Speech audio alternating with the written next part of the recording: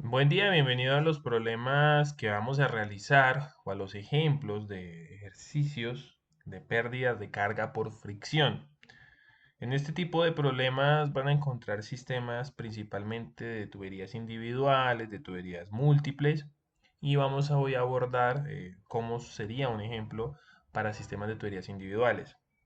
Los sistemas de tuberías individuales tienen tres tipos de clasificación, si se podría decir. Para explicar los tres tipos de problema, vamos a mirar esta imagen que está acá, la esquina inferior derecha, que es un sistema, un lavavajillas que está conectado a través de tubos por un suministro de agua caliente. Entonces, con este ejemplo del lavavajillas que se le suministra agua caliente desde este depósito, vamos a identificar los tres tipos de problemas que hay. El primer tipo de problema que nosotros podríamos encontrar es un problema que vamos a llamar problema de tipo 1 y es donde se especifica un caudal deseado o la velocidad promedio del fluido, porque pues ya con la velocidad podemos determinar el caudal, y nos piden que determinemos la diferencia de presión o la pérdida de carga. Por ejemplo, dado el ejemplo de las vajillas que comenté, si nos dijeran que tenemos un caudal de 2 galones por minuto que se requiere para lavavajillas, que está conectado al calentador de agua a través de un sistema de tuberías, ¿cuál sería la presión necesaria en el calentador de agua? Entonces, ese sería un caso. El segundo tipo es donde me dan la presión, se me especifica la presión impulsadora o aplicada y alternativamente me dan la pérdida de carga y me piden que bajo esas condiciones determine el caudal. Por ejemplo, si me dijeran cuántos galones por minuto de agua caliente se suministra de agua a lavavajillas, si la presión dentro del calentador de agua es 60 psi y los detalles del sistema de tuberías como longitud, diámetro, rugosidad de la tubería, número de cosas, etcétera, se especifican. Entonces, ese sería el segundo tipo de problema. Y el tercer tipo de problema es un problema donde me dan la caída de presión, donde me dan el caudal y me piden que determine el diámetro de tubo necesario para esas condiciones. Por ejemplo, en el mismo caso de las lavavajillas, si me dieran que el diámetro, o me preguntarían más bien, ¿qué diámetro de tubería se necesitaría entre el calentador de agua y lavavajillas si la presión dentro del calentador de agua es de 60 psi? Y el caudal no debe ser inferior a 2 galones por minuto. Entonces, esos son los tres tipos de problema. Utilicen este ejemplo del calentador para identificarlos y saber por dónde pueden empezar. En este video vamos a empezar por un problema tipo 1, donde me están dando un caudal deseado o una velocidad y me piden cuál es la diferencia o de presión necesaria o me están pidiendo la pérdida de carga. Dicho lo anterior, pues vamos a realizar este problema, que es un ejemplo del capítulo 8 del libro Kishi, Mecánica de Fluidos, y me están diciendo que agua a 60 grados Fahrenheit fluye desde el sótano hasta el segundo piso a través de una tubería de cobre, que las tuberías de cobre se les conoce como tubería estirada, y me están diciendo que esa tubería tiene un diámetro de 0.75 pulgadas, aquí pues está reportado también en pies, y me están diciendo que el caudal o la velocidad de flujo es de 12 galones por minuto. Aquí podemos observar claramente que el diámetro de la tubería es constante, entonces, y pues salvo aquí a la salida del grifo, que cambia, pero estamos viendo que el sistema tiene una entrada y una salida. Por lo tanto, aquí ya identificamos por ecuación de continuidad que el caudal que entra debe ser igual al caudal que sale. Y me están diciendo efectivamente que el diámetro del grifo a la salida es de 0.5 pulgadas de diámetro. Esto es una tubería claramente circular y me están diciendo que determine la presión en el punto 1 bajo tres casos. El primer caso es que no considere pérdidas, o sea, las pérdidas son despreciables. El segundo, que las pérdidas incluidas van a ser solamente las pérdidas mayores. Y en el tercer caso, que todas las pérdidas son incluidas. Pérdidas mayores, pérdidas menores. En anteriores videos, en anteriores explicaciones, nos habían dicho que las pérdidas mayores están asociadas a las pérdidas por fricción. Recordando que una tubería por el material que está constituida, por el envejecimiento, etcétera, presenta una rugosidad que es una fuerza que se opone al flujo. Esa fuerza de la rugosidad que se opone al flujo representa una pérdida en la energía del sistema y debe ser hidráulicamente considerado para especificar o para diseñar un sistema adecuadamente. Entonces, este ejemplo me está diciendo que primero lo calculé sin pérdidas, segundo me está diciendo que las pérdidas mayores y las pérdidas menores. Recordemos que las pérdidas menores son pérdidas por accesorios Identifiquemos los accesorios que tenemos acá. Tenemos un codo roscado de 90 grados. Eso es un tipo de codo. Tenemos uno, dos, tres, cuatro codos. Y también tenemos una válvula. Aquí está. Y esa es una válvula de globo totalmente abierta. Acá tenemos otro accesorio. Y el otro accesorio que tenemos es el grifo. Y en este caso, pues esos accesorios los vamos a utilizar para determinar las pérdidas menores. También sabemos que el material de la tubería em, es cobre y eso presentará una propiedad que se conoce como la rugosidad y con eso pues podemos determinar cuánto es el factor de fricción que me afecta el desplazamiento del fluido. Entonces el problema está bastante ya analizado. Vamos a empezar determinando el primer punto, que es sin pérdidas, y vamos a ver, es muy interesante para ver si efectivamente estas pérdidas me atribuyen muchísimo o pueden ser despreciadas en ciertos casos. Para empezar, pues nosotros sabemos que el caudal lo podemos expresar como una velocidad, sabiendo que vamos a utilizar la ecuación de Bernoulli o la ecuación de continuidad para determinar las presiones. Entonces aquí en este caso, pues no hace falta esa explicación, simplemente voy a trabajar en velocidades. Sabemos que el flujo es constante y tenemos dos diámetros a la entrada, un diámetro a la entrada y un diámetro a la salida, entonces fácilmente ya puedo especificar los caudales, digo, las velocidades. Sabemos que la velocidad es caudal sobre área, en este caso pues el área del tubo, que vamos a determinar como área 1, sería el caudal sobre pi por diámetro al cuadrado sobre 4, y esto me da un valor de 8.70 pies sobre segundo. Bien, también necesitamos propiedades del fluido como la densidad y la viscosidad para determinar el número de Reynolds y para usar la ecuación de Bernoulli. Esto no hace falta mostrarlo primero para darme cuenta que lo necesito. Esto ya con la práctica que tenemos hasta el momento sabemos que necesitamos estas dos propiedades. Y bueno, en este caso el problema no me la da, pero me dice que es agua a 60 grados Fahrenheit. Y esto ya es suficiente para ir a una tabla de propiedades y en este caso tomé la tabla B1, que es agua a 60 grados Fahrenheit, y esto pues lo tomé de la misma fuente del ejercicio, que es el libro Kishime, Fundamentos de Mecánica de Fluidos, capítulo 8. Pueden ir y corroborarlo. Ya con esta información pues puedo determinar el régimen de flujo. ¿Por qué hago esto primero? Porque el régimen de flujo pues me va a dictaminar cómo voy a encontrar mi factor de fricción y cómo voy a finalmente a considerar las pérdidas. Probablemente me hubiera podido esperar a ese punto, pero pues lo voy a hacer de una vez, puesto que es un cálculo sencillo. Y recordemos que el régimen de flujo se define con la ecuación de Reynolds. La ecuación de Reynolds pues está relacionada con la densidad, la velocidad, el diámetro de la tubería y la viscosidad dinámica. Entonces ya esto se tiene. Recuerden que independientemente del sistema de unidades que trabajen, internacional o inglés, el número de Reynolds va a dar el mismo valor. En este caso los cálculos me dicen que el número de Reynolds debe dar 45.000, lo cual es un flujo, un régimen, un número bastante alto y es claramente un flujo turbulento. Ya de ahí pues vamos a determinar las ecuaciones, pero ya sabemos que vamos a traer flujo turbulento. Bien, entonces para responder la primera pregunta, entonces vamos a aplicar la ecuación de continuidad, la ecuación de Bernoulli. Y las pérdidas de carga están acá expresadas con la ecuación, pero pues en el primer punto me dicen que no las considere, que son despreciadas. Entonces el término HL se vuelve cero. También sabemos que la presión 2 el chorro sale a la superficie o sale al ambiente, y en el ambiente pues la presión es muy baja comparado con la presión en el punto 1, o simplemente podemos trabajar en presiones manométricas y sabremos que la presión manométrica en el punto 2 es cero. Como gusten lo pueden utilizar. La altura de referencia va a ser el punto 1, por lo tanto Z1 es 0, y para determinar Z2 pues tendremos en cuenta las longitudes que se me dieron. Acá tenemos por ejemplo 10 pies y acá tenemos otros 10 pies. Entonces 10 pies con 10 pies me da una altura total del punto 2 de 20 pies. Y las propiedades, pues densidad por gravedad del agua, pues son 62.4 libras sobre pie cuadrado, pie cúbico. También podemos determinar la velocidad 2, porque pues, les he comentado que aquí vamos a pues, Bernoulli trabaja con velocidades, entonces pues ya tenemos el diámetro 2 y ya pues fácilmente, y teniendo en cuenta que lo convertimos a pies y todo el sistema dimensionalmente correcto que ustedes como ingenieros deben tener, ya nos da una velocidad 2 de 19.6 pies sobre segundo. Vamos a aplicar la ecuación de Bernoulli y ya la única incógnita sería la presión.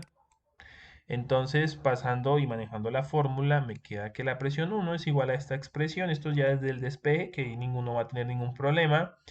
Y bueno, el resto ya es sustituir. Entonces, como me dijeron que las pérdidas de carga son despreciables, pues esto se hace cero. Y lo único que queda acá es reemplazar. Todos estos datos ya los tenemos, las velocidades, la altura 2 y las propiedades del agua. Y lo único que tenemos que hacer es reemplazar. Y ya esto me va a dar un valor de 1547 libras sobre pie cuadrado.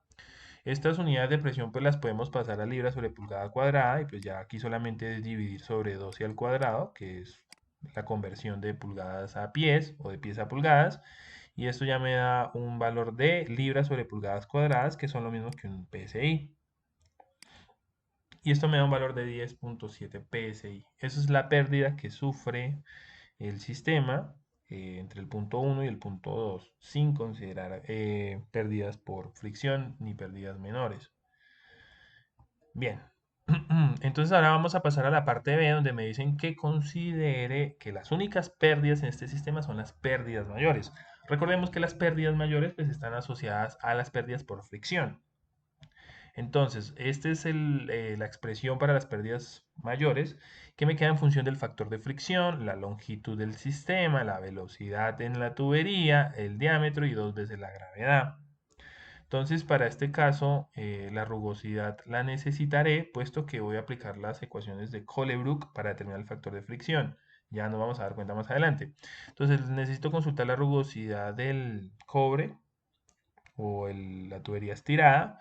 Y acá pues utilicé la misma tabla del ejercicio, la tabla 8 del libro, la tabla 8.1, que me dicen que valores de rugosidad equivalentes para tuberías y esto pues simplemente lo tomo desde este que señalé acá, que es el tubo estirado, y este fue el valor que se reporta. Usted puede consultar su propia tabla en un libro confiable, en una fuente confiable.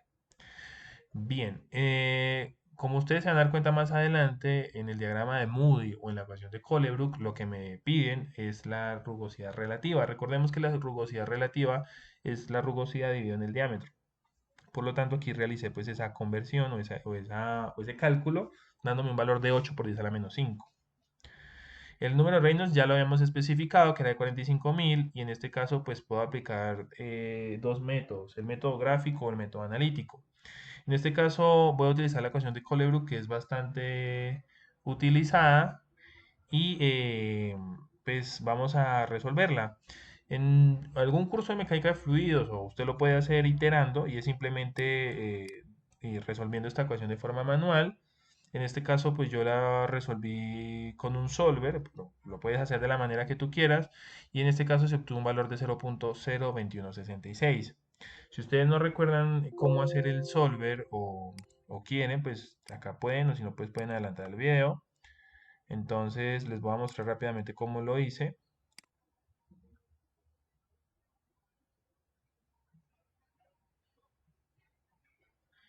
Esperemos acá que abra. Entonces tenemos esto. Vamos a poner nuestros valores. Listo. Entonces la forma de resolver esta ecuación, pues cada uno la podrá resolver según sus herramientas matemáticas. Yo aquí lo voy a mostrar con el solver. Entonces pues voy a igualar la ecuación a cero.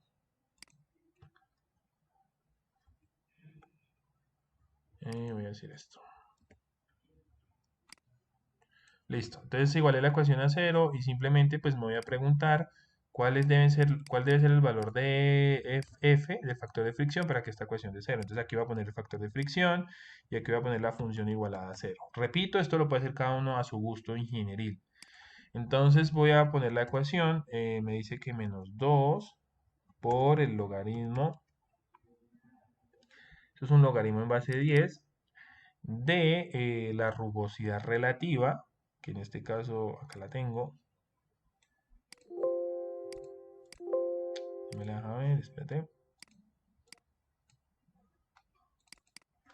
otra vez, menos 2 por el logaritmo en base 10 de la rugosidad relativa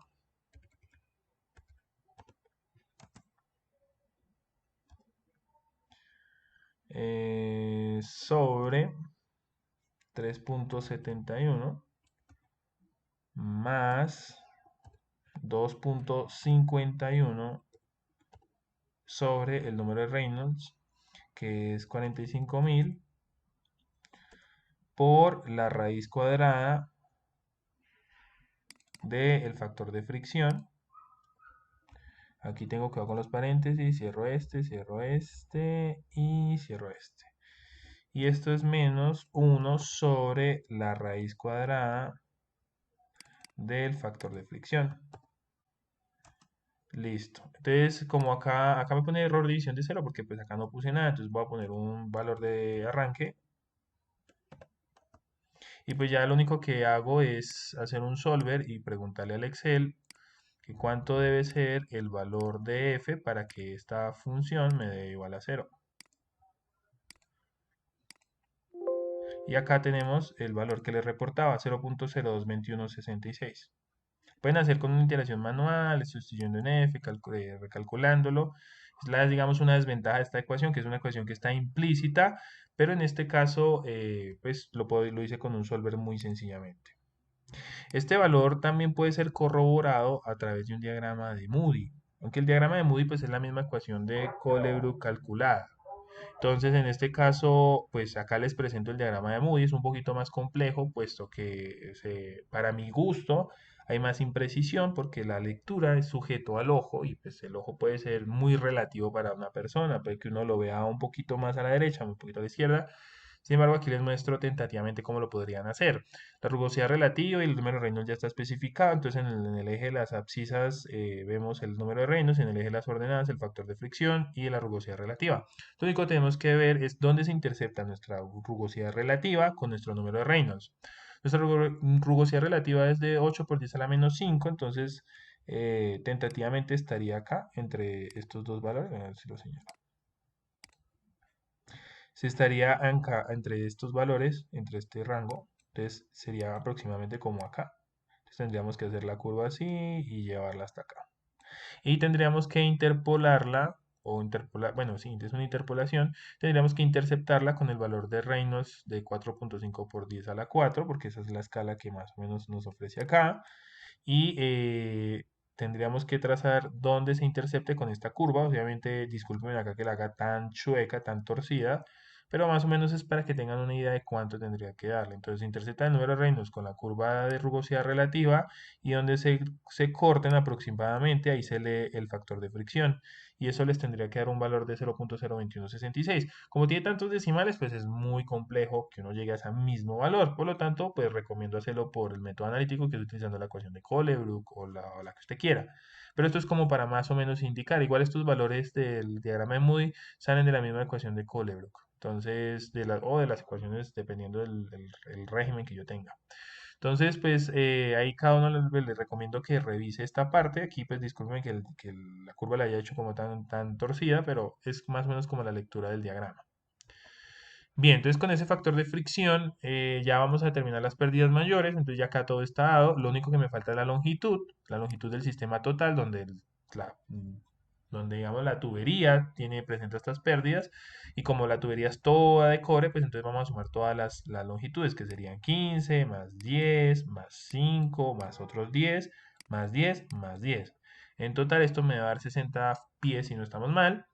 Y ya con esa longitud, pues lo único que hacemos es reemplazar en la ecuación de presión y ya todos los valores están dados. La densidad, las velocidades, lo único que queda es reemplazar y esto nos tendría que dar una presión de, aquí se me fue, aquí es 20, discúlpenme, y aquí ya tendría que dar el valor que les voy a mostrar. Entonces, ya la densidad pues es la dimos, el factor de fricción fue el que calculamos, la longitud total es de 60, el diámetro de la tubería es de 0.0625 pies.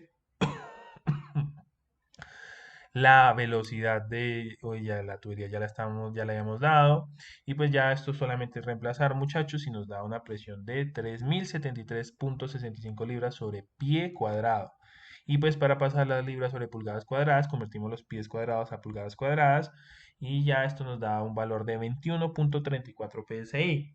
Aquí hacemos nuestro análisis donde consideramos el caso anterior donde lo hicimos sin pérdidas y vemos que con pérdidas por fricción las pérdidas pues se duplican prácticamente.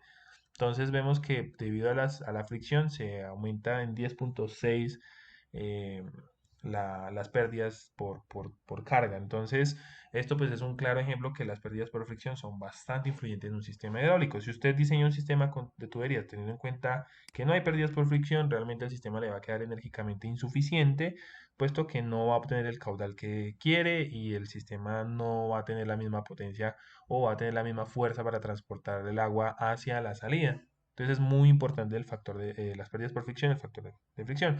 Ahora vamos a ver cuál es la contribución de las pérdidas menores, porque aquí no consideramos pérdidas mayores. Perdón, no consideramos pérdidas menores, solamente las mayores. Pero vamos a ver qué contribución tienen las menores. Entonces vamos a hacer ese caso. Las pérdidas menores son incluidas. Vamos a utilizar la misma ecuación que ya especificamos y en el término de pérdidas totales, pues vamos a incluir tanto las pérdidas mayores, que las pongo aquí en rojo, como las pérdidas menores, que las vamos a poner en verde. Recuerden que la fórmula para las pérdidas menores es el coeficiente de pérdida por accesorio por la velocidad donde ese accesorio esté al cuadrado sobre 2. Y ya pues en este caso lo único que tenemos que hacer es que ya tenemos que las pérdidas mayores más las pérdidas sin, o la presión, digamos, sin pérdidas, nos da un total de 21,34 PSI. Entonces, lo único que tenemos que hacer es adicionar el nuevo término de pérdidas menores. Entonces, para hacer esto, pues las velocidades ya las tenemos, las tenemos, lo único que tenemos que hacer es consultar los coeficientes de pérdida. Recordemos que los coeficientes de pérdida están asociados al tipo de accesorio que nosotros tengamos. En este caso, ya les había mencionado que tenemos un total de 4 codos roscados de 90. Acá tenemos 1, 2, 3, 4. Tenemos una válvula de globo totalmente abierta y tenemos una velocidad, un coeficiente de pérdida en el grifo. Si ustedes se fijan, el problema ya nos está dando el coeficiente de pérdida del grifo y acá dice que pues, está basado en la velocidad de la tubería y ya este valor lo tenemos, que sería 2. Lo único que restaría es consultar cuál es el coeficiente de pérdida de los tubos de 90 roscados y acá pues ya están, tubo de 90 roscado y me dice que el KL es de 1,5. Recuerden que por cada codo me representa una pérdida, entonces tendríamos un total de 4 codos y ya tendríamos que buscar la válvula de globo abierto. Es hasta aquí al final y acá está, válvula de globo totalmente abierta y el KL de pérdidas de 10, el coeficiente de pérdida. Esto pues lo saqué de la tabla 8.2 del mismo libro y pues si usted consulta otro libro de mecánica de fluidos, si es confiable, va a encontrar aproximadamente los mismos valores. Aquí no hay ningún problema. Les recomiendo que tomen las tablas de la misma fuente donde tomaron el problema. Bien, entonces ya lo único que resta es abrir este término y reemplazar. Entonces, tenemos que la velocidad donde están todos estos codos, todos estos accesorios, es la misma porque el diámetro es igual, miren, es lo mismo, ¿cierto? Entonces, en este caso, la velocidad que atraviesa cada accesorio es la misma. Y pues lo único que queda es colocar los coeficientes de pérdida. Tenemos 10, que era el de la válvula. No, sí, el de la válvula era 10 si no me equivoco. Habían 4 codos donde el coeficiente de pérdida es 1,5 y había un grifo donde el coeficiente de pérdida era de 2. Entonces, pues ya simplemente sacamos este valor y esto me da que las pérdidas menores contribuyen con una pérdida de 9,17 PSI. Aquí pues la misma historia, pasamos esto a pulgadas cuadradas y me quedan libras sobre pulgada cuadrada. Aquí ya no hay ningún problema con las conversiones. Y pues en total ya sumamos a los 21,34 que venían de las pérdidas mayores y en este caso la pérdida de carga total es de 30,51. Entonces las pérdidas menores me están contribuyendo 9,17, algo así como el 40% de las pérdidas de carga con respecto a las pérdidas mayores. Entonces pues miren que las pérdidas menores no resultan ser tan menores después de todo y eso se debe a que primero hay muchos accesorios. Entonces recuerden que si hay muchos accesorios, las pérdidas menores empiezan a ser muy considerables. Si la longitud de la tubería es muy larga o es considerablemente larga, pues las pérdidas por fricciones empiezan a tener gran influencia. Entonces, recuerden ese análisis. Si usted tiene un sistema de tubería con un recorrido amplio y tiene accesorios, se consideran ambas. Si usted, por ejemplo, tiene una tubería que casi no tiene accesorios, pues podríamos decir que las pérdidas menores son despreciables. Si usted, por el contrario, tiene una longitud corta, pero tiene muchos accesorios, entonces las pérdidas menores pasan a tener gran influencia. Entonces, analicen todo eso. Bien, finalmente, pues esta es la referencia que utilicé. Es muy recomendable que cuando hagan ejercicios, lo hagan ejercicios de libros confiables. Aquí les dejo algunas referencias adicionales, como el White, el Zeng, el Never, para mecánica de fluidos. En este caso, mi problema se basó en este libro de Okishi, de Fundamentos de Mecánica de Fluidos, del capítulo 8. Ya finalmente, pues me resta hacer un comentario. De pronto, acá en el sistema de accesorios, pues uno podría pensar que la entrada del flujo y la salida del flujo consideran una pérdida también por accesorios, y en este caso pues no se consideró, puesto que el tubo no sale de un reservorio donde el flujo tenga que contraerse. Simplemente esto es un sistema que viene continuamente de una tubería. Entonces esos serían como unos comentarios, pues si alguno se lo pregunta. Y bueno, con esto espero que haya quedado claro este ejercicio y les agradezco. Hasta una próxima.